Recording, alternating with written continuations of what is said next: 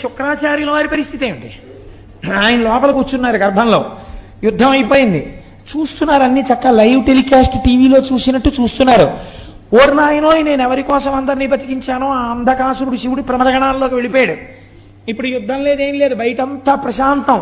ప్రారంభమైనప్పుడు ఎంత వానో, ఉపన్యాసం అయిపోయేటప్పటికి అంత తగ్గిపోయినట్టు, కథా ప్రారంభంలో ఎంత అల్లరో కథ చివరికి అంత ప్రశాంతం అయిపోయింది. నేను మాత్రం కడుపులో ఉండిపోయాను. ఎలా? ఇప్పుడు ఆయనకి ఇబ్బంది పట్టుకొచ్చింది. ఇబ్బంది పుట్టుకుంటే ఆయన ఒక చిత్రమైనటువంటి పని చేశాడు. ఇప్పుడు శివగర్భమునందు వాసము చేసి శివగర్భములో తిరిగి తిరిగి ఆ కడుపులోంచి బయటికి రావాలనుకున్నాడు.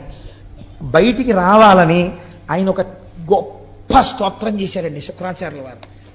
శాస్త్రం అంటుంది, ఈ స్తోత్రం చదివిన, ఈ స్తోత్రం విన్నా అటువంటి వాళ్ళందరూ ఈ జన్మలో మళ్ళీ శంకరుణ్ణి